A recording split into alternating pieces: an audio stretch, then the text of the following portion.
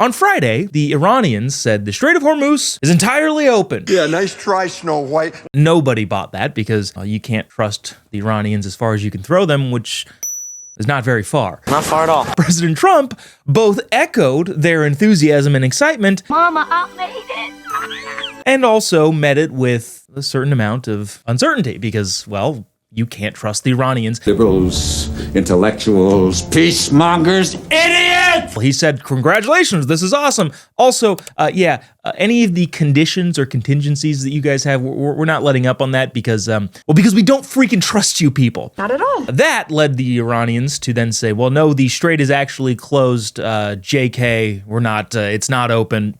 And on top of that, we were effectively going to test the U.S. blockade, which honestly, I'm kind of surprised that it took them this long to do. Now, there's a couple things going on here that were kind of glazed over on the weekend. First things first, the Wall Street Journal pointed out that one of the difficulties that the Trump administration is having, and yes, it is a difficulty, is figuring out who the heck is in charge. The war with Iran hinges on 3 letters, HEU, and it's believed Iran has enough of it underground to eventually make 10 nuclear bombs. What would it take for the U.S. to secure that highly enriched uranium?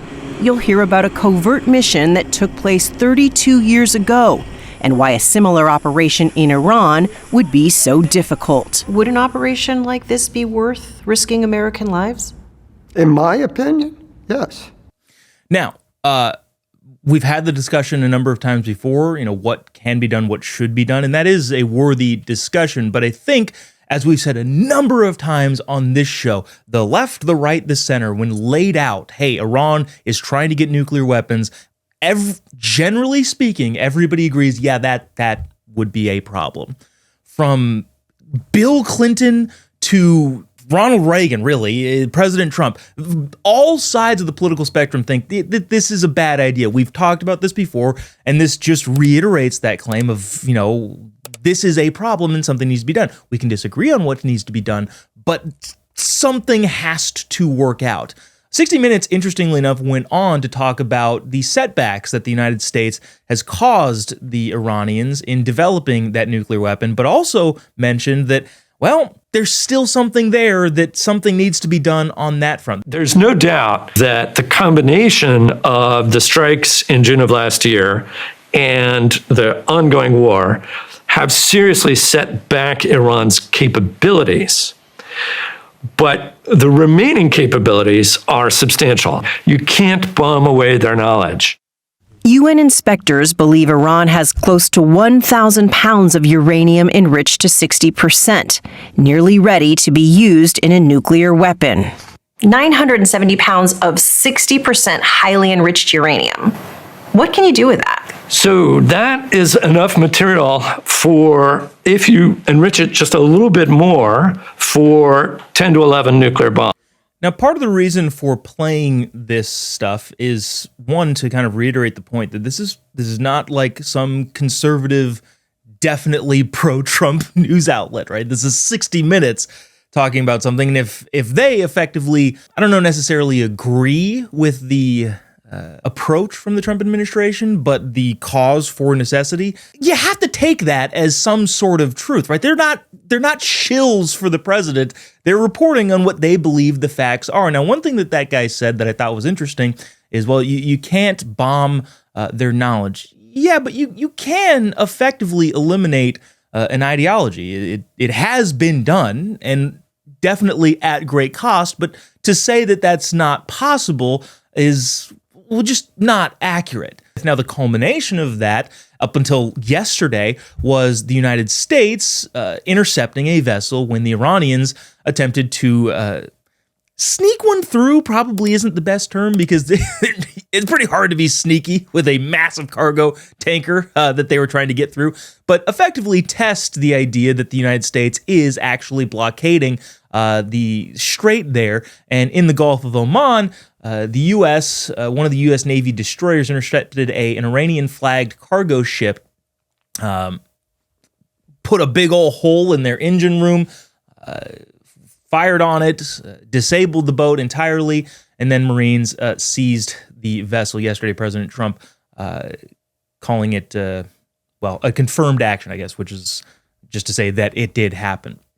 Now, obviously, the Iranians vowed retaliation, but again, I'm not entirely sure how seriously to take that. They vowed retaliation on mean tweets from the internet, which, if you live in Iran, I don't want to dismiss that or belittle that. That's actually a very dangerous situation. But to the rest of the world, you generally, when they vow retaliation, you kind of just roll your eyes and move on with your day. So where does this put us? The ceasefire, obviously, the very fragile ceasefire is one set to expire in about a day, but two, puts it in kind of, some doubt. The Iranians' parliamentary speaker say that the peace deal is very far off, despite his words, some progress. And high-level talks in Pakistan potentially are still being discussed. But obviously the reluctance comes with the blockade that the United States has insisted will not go away. Now, again, the biggest problem here is the Trump administration trying to figure out what is going on with who is in charge. Is it the IRGC? Is it the parliamentary people? But all of this to say, domestically speaking, it's worth mentioning, and it's not something that you should necessarily shy away from. The polling is not great. A bunch of the recent polls show President Trump getting hit really hard in his approval rating in the war, like somewhere about, if you look at an aggregate of the polls, like 70% of Americans don't think the war is a good idea. And, to be fair, the administration hasn't done a great job at selling the war to the American people, which might be a product of the political times we are currently in, but also could just be a misstep on the administration's part. The bottom line here is what I'm trying to get at with the recap, with the current situation, with the potential future of the ongoing war with Iran, is to try and figure out and distill the necessities out of all of this.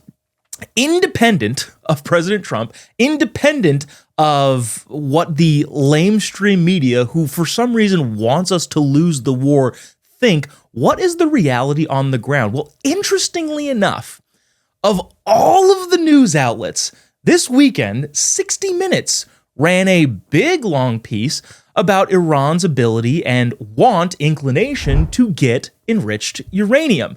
This is a very brief cut of that, but again, this I think kind of nails all of the noise. It makes it all completely irrelevant and nails down the necessity, or at least my opinion, the necessity for something to be done. Now, we can disagree on what has to be done, but it would seem that something probably is necessary. This is cut 15.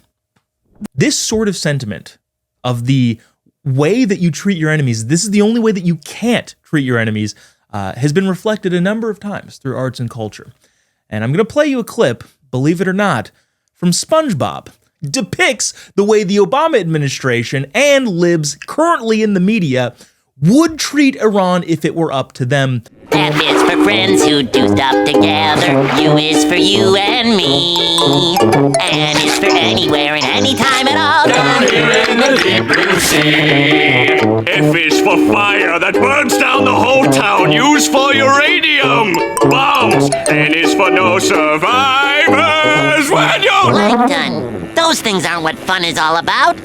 Now, do it like this. F is for friends who do stuff... Never! That's completely idiotic. Obviously, Plankton, the villain of SpongeBob, is the Iranians, and the former Obama administration and the lefty media is SpongeBob, saying, well, if we just dance together and have fun, it'll all be fine. We can convince them that, we can peacefully put ourselves in a situation that is beneficial for both parties. But in reality, that also is depicted in a SpongeBob episode, for which I'm going to play right now. The reality is that the Iranian people and the Iranian regime, not the Iranian people are great. The regime, the tyrannical dictatorial regime, does what the SpongeBob villain also does when given the opportunity to do so. This is cut 18. Thank you all, especially you, SpongeBob. Hey, glad I could help. Yes, thanks to you, I'm evil again. And as a token of my appreciation, I'll give you all a rousing send-off with my infrared security attack lasers!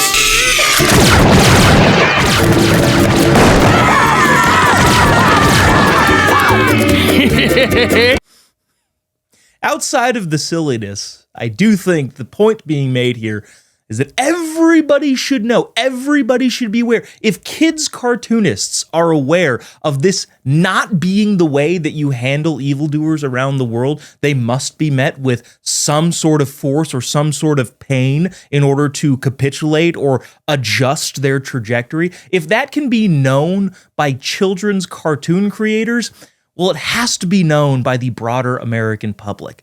The parliament and the prime minister or the leadership over in the legislature, I'm tempted to use air quotes when I say Iranian legislature, is effectively saying one thing, and the IRGC, the Islamic Revolutionary Guard, is basically ignoring what they're saying and doing their own thing. And that's where I think, at least the news outlets that I took in, believe to be where the conflict tension is in Iran itself. The parliamentary people are like, hey, this is impossible. We cannot survive this. This all will collapse financially. The Strait is open. And then literally the next day, it appears the IRGC reportedly fired a bunch of warning shots and projectiles at vessels attempting to transit, including a UK-linked freighter.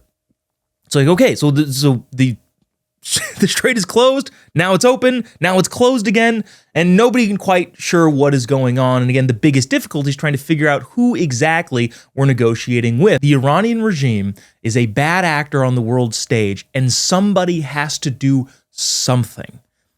At this point in time, I still am on the train of thank God President Trump is in office to be that person to do something.